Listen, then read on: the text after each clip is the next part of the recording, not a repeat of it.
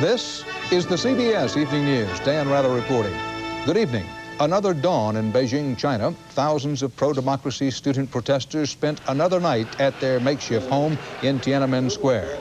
China's government suddenly lifted some of its ban on television transmissions out of Beijing. Some of the first new pictures show the students still encamped, some with the energy to protest, some with just enough to play cards, others with none at all. Tiananmen Square, heart and soul of the revolution. Earlier, there was an incident that the students would not condone. Bruce Morton has details on that. If rumors were horses, a cavalry regiment would be dragging Premier Li Peng out of Beijing today. All in all, it's been a curious day here. Everything else had happened, so why wouldn't three people try to daub paint on the portrait of Mao Zedong in Tiananmen Square? The students who run the square these days were not amused. I'm very angry. I'm very angry. Yes. It's very shame. We feel very shame of these things. They were so ashamed, in fact, that though they are here demonstrating for freedom of the press, they tried to stop photographers from taking pictures and stressed the three were not part of their group. The government covered Mao, then replaced him, but that was a minor discord. The students seemed to be winning the war. I came to help the students, Han Shuyang says. I'm worried about them, but I'm not afraid of anything else. If the students do win, it will be because of Han and people like her. The city relaxed some today, subways began running, more buses moved, but people like Han still surrounded trucks full of troops here and there. One clash Monday night left some citizens and some soldiers injured. The government called a press conference about that. The government even held a hospital tour to show off its wounded.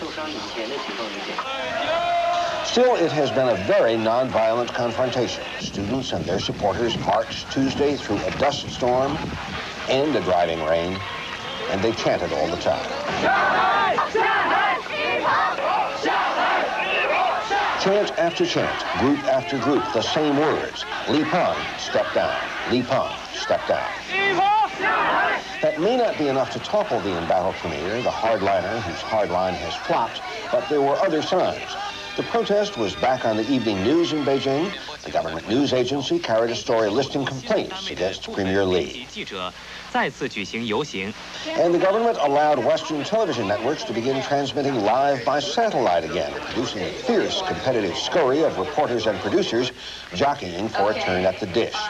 The government's martial law decree prohibits reporting, but it is now letting reporters use its facilities to violate its own decree.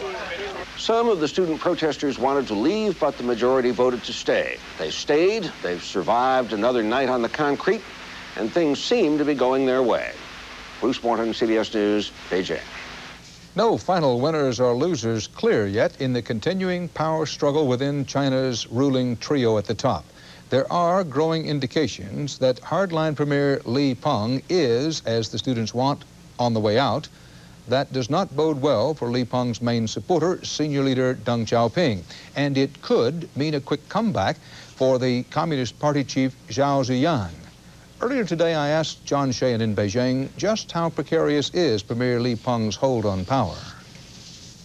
The answer is very precarious. When 1 million people are marching around the center of the city screaming for Li Peng to resign, when among the demonstrators are the country's leading intellectuals from the National Academy of Sciences, Dan, what's going on here is the closest this country has ever had to an election, a fantastically expanded New England town meeting. And what do the students expect to happen if Li Peng steps down? Would they then clear out the square and their demonstrations would be over, or what? They want more now than Li Peng's resignation. They want to be recognized, first of all, as a patriotic movement, and they want some movement from the government on a long-term dialogue about instituting democracy.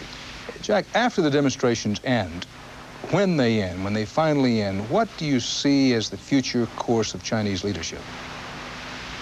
Well, you know, China is approaching the standard of the Cultural Revolution permanent demonstration. So I don't think these are the last demonstrations we've seen. I think there's going to be a long-term process, the first task being to reassert the primacy and the prestige of the Communist Party, and so they can't give the people immediately the democratic rights that they want. So I think you're going to have a lot of give and take, and it could go on for a long time. John Sheehan, thanks. Correspondent John Sheehan in Beijing. In Washington, President Bush met today with a declared ally of Party Chief Zhao and a supporter of the students. He's Wan Li, head of China's People's Congress. Wan is cutting short his U.S. visit to fly home tonight. President Bush urged restraint and asked that China stop jamming Voice of America broadcasts. China's leadership is in turmoil at the top, and pro-democracy demonstrators are in the driver's seat. Still, there is fear about what could happen afterward to those who dared to dissent. Susan Spencer tells us why. This is martial law. 5 policemen show up on a country road 10 miles from Beijing to tell us we can't take pictures.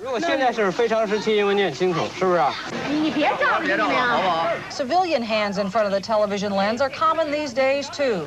As the protests go on, fewer ordinary people want to talk. I have a mother, very old mother. Yes, the money, I must get some money from my unit to support my mother's life. Concern about reprisals is well-founded, considering the way China has treated political dissent in the past, a past shrouded in secrecy. The labor camp issue is one of the great black holes as far as human rights organizations are concerned. An estimated 2 to 5 million people are in prison in China, presumed guilty, period. No one knows how many of China's prisoners are political prisoners, how many are in labor camps, how they're treated. On this tour of a penal farm for minor offenders outside Beijing, reporters saw happy prisoners playing in a band, a far cry from conditions rumored to be deplorable. These groups, too, have had a hard time getting into China, have had a very hard time finding out about the human rights situation here in terms of specific violations. Another case in point, the tragedy of Tibet. This underground videotape was taken in March of this year, when more than a dozen people were killed in clashes between police and pro-independence demonstrators. The Chinese version of this, police acted only after being attacked. These pictures, of course, were not seen in China. But these pictures were seen in China and all over the world. The defiant demonstrations, the army's ambivalence, the workers' support, all have humiliated China's leaders and excited China's human rights activists. If the real situation in China been watched by international community, that's better than without such knowledge. The spotlight on Beijing continues. With its leaders weakened and its prestige in the balance, violence seems less likely now. What is not clear is whether, given its past, the human rights situation really will change. Susan Spencer, CBS News, Beijing. And still to come on tonight's CBS Evening News. Bob Schieffer on a critical day for Speaker of the House Jim Wright. And Harold Dow on man's best friend as the firebug's worst enemy.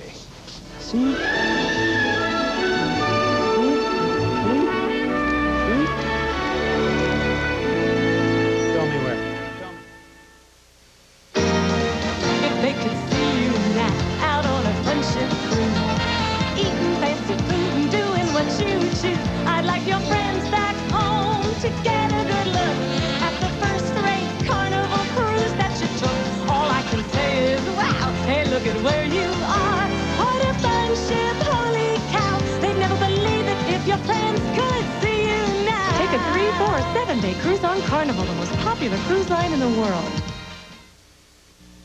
I've never seen her so happy. Really?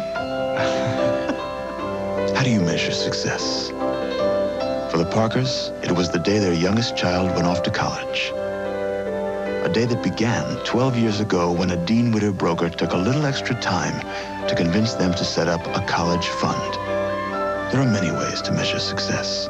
Dean Witter measures it, one investor at a time. Dean Witter, a member of the Sears Financial Network.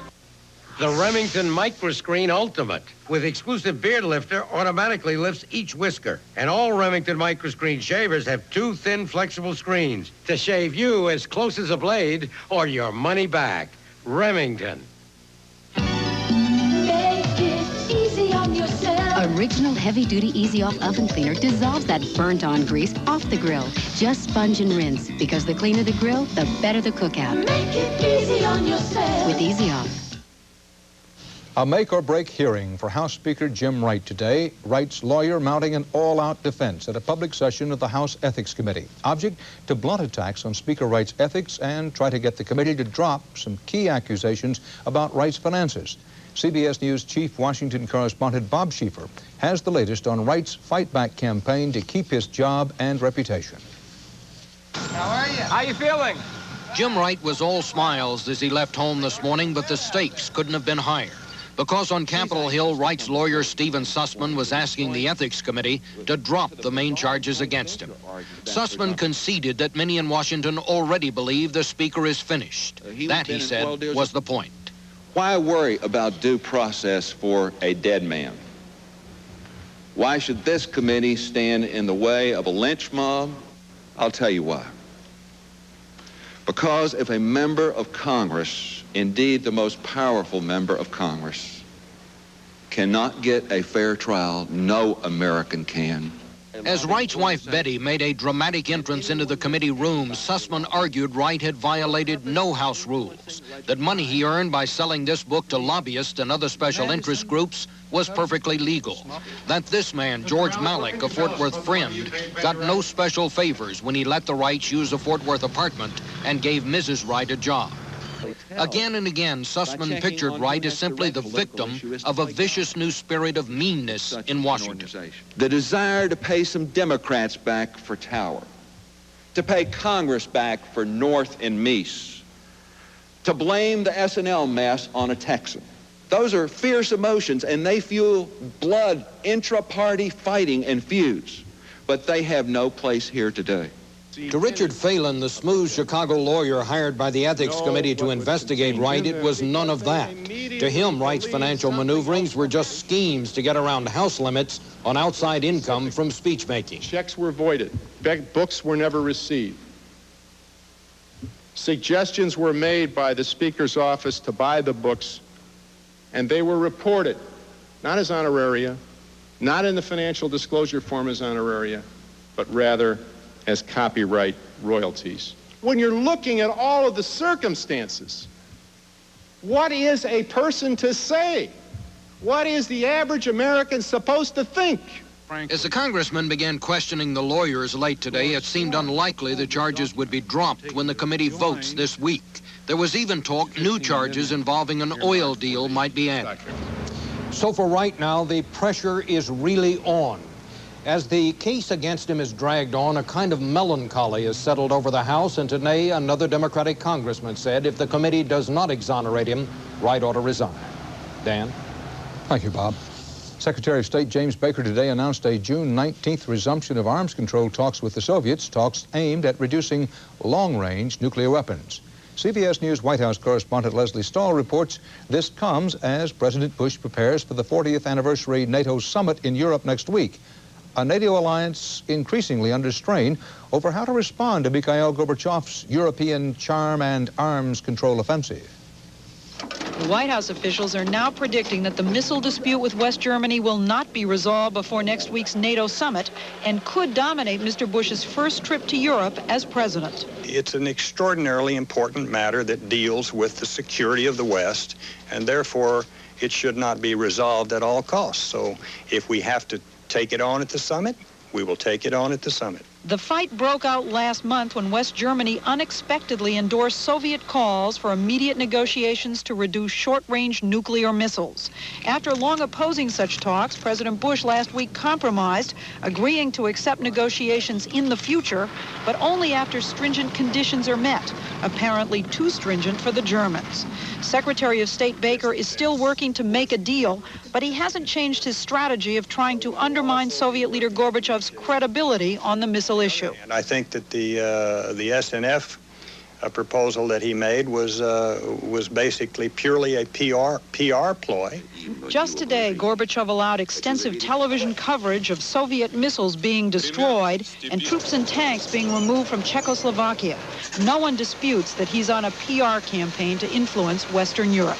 This is going to be the first of a lot of issues that are going to come up because in essence, with the Soviets looking less threatening and the Warsaw Pact looking less threatening, really fundamental questions are going to be raised in the alliance.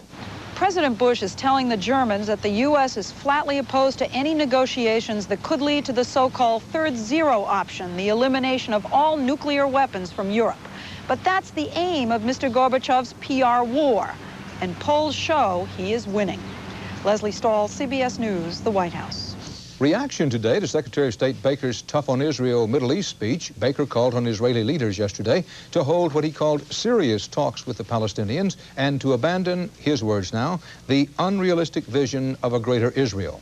Israeli Prime Minister Shamir today rejected Baker's comments as useless. A top PLO official called them a positive step. Iranian officials say Ayatollah Khomeini underwent surgery today for intestinal bleeding. His son says the Iranian leader is in very good condition. There have been unconfirmed reports that Khomeini may be suffering from cancer of the prostate. Khomeini is in his late 80s. He has no known designated successor.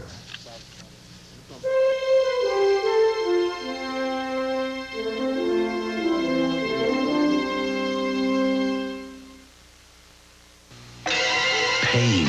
Pulsing, throbbing pain. There is a wonder drug for pain. Crab legs for $3.95 with any entree. An absolute disaster for Los Angeles. That was one union leader's view today as stalemated talks between striking teachers and the Los Angeles School Board kept hundreds of thousands of students away from classrooms, with the school year drawing to a close. Correspondent David Dow looks at the issues and the prospects.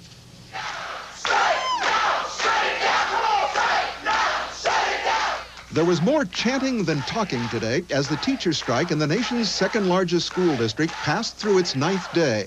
On the picket lines, hope faded for a quick settlement. We're all hurting. Nobody's rich around here. That's why, we're out here. I'll stay until the end of the year.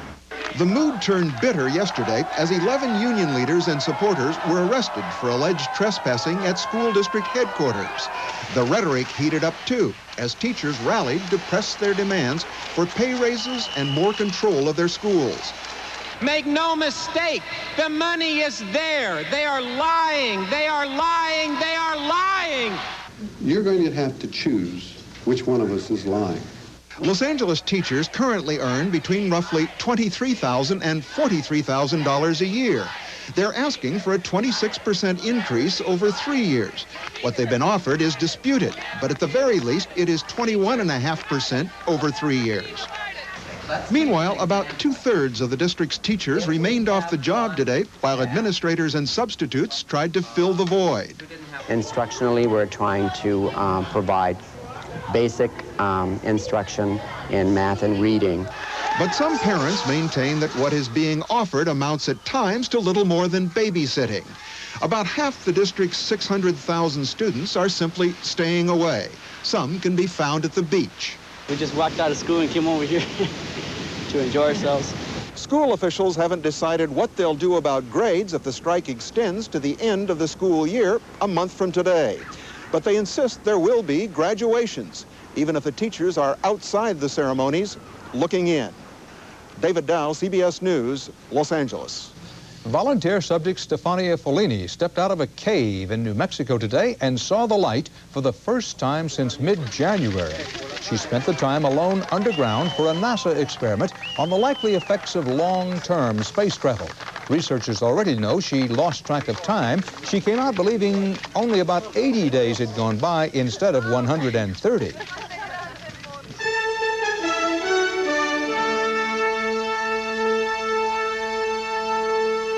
Actually strapped to Eastern Airlines today, there may be no tomorrow. There's a bidding war for one of Eastern's units, and correspondent Peter Van Sant reports where that leaves the airline and its striking employees. Federal bankruptcy court in New York became strike-bound Eastern Airlines' major hub today as several groups continue to battle for control of Eastern's profitable Northeast shuttle operation, a battle many analysts believe will be Eastern's last stand. There is no long-term future for Eastern as we know it. Eastern's history, it's just a matter of time. Bankruptcy Judge Burton Liflin this afternoon gave upstart bidder America West Airlines until 5 tomorrow to get its financing together. We're interested in buying that. We think we can do a very good job if we're able to acquire it. But while financial titans clash, Eastern's fleet remains largely grounded by a crippling strike, which is now more than 2 months old. A strike which is forcing the airline's management to think small.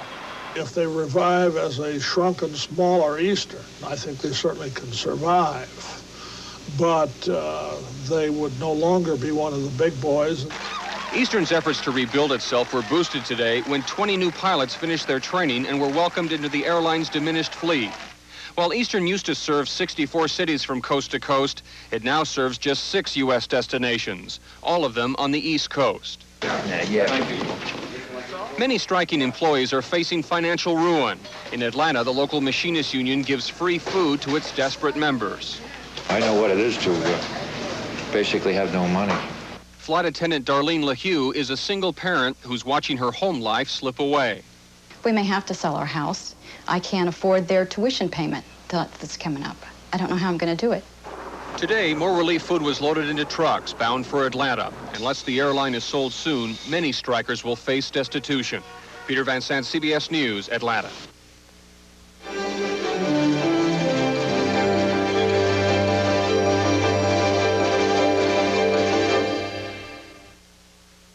April in Paris.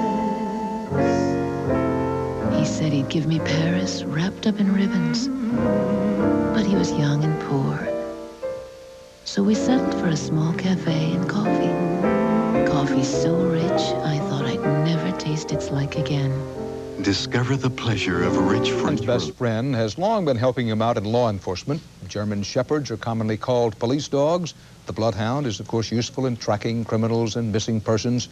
And now, after these thousands and thousands of years' friendship between humans and dogs, there is a new, one-of-a-kind canine crime specialist. Harold Dow reports. Dogs. More and more, they're being called upon to help fight crime. In Connecticut, the state police operate one of the largest training facilities in the country. Shep, Zeus, Maddox, and Samson are in training. But they're also being taught how to search for runaway criminals and recover evidence. Good job. Good boys. These dogs are just completing a 13-week training course. Their job will be tracking, building searches, protection, and other police work. And then there's Maddie, a real specialist. She specializes in accelerant detection, and that is it. An accelerant is a flammable, gasoline, for instance. Okay, let's go to work. Maddie the Labrador is an arson dog, the first in the world. Experts say fires set by arsonists nationwide account for losses of more than $1.5 billion a year. For investigators, sifting through the debris is time-consuming. For Maddie, it takes just one sniff to smell the work of an arsonist. Show me where. Show me. Show me again. Show me.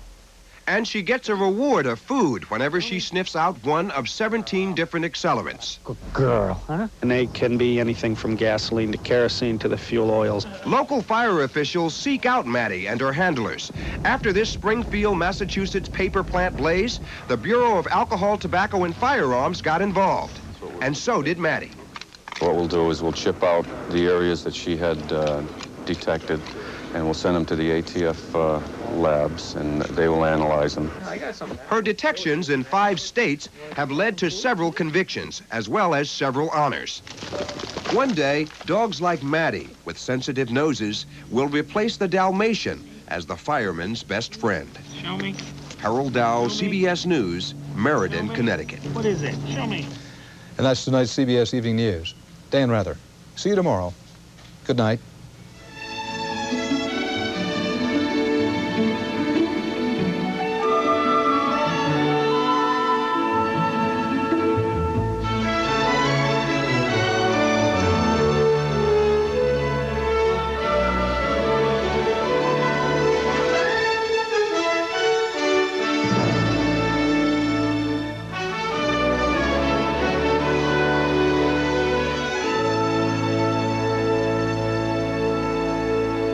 I'm Harry Smith. And I'm Kathleen Sullivan. Tomorrow, Jesse Jackson will run for mayor of Washington, D.C. Also, Chrysler's Lee Iacocca and Harrison Ford on CBS This Morning. This is CBS.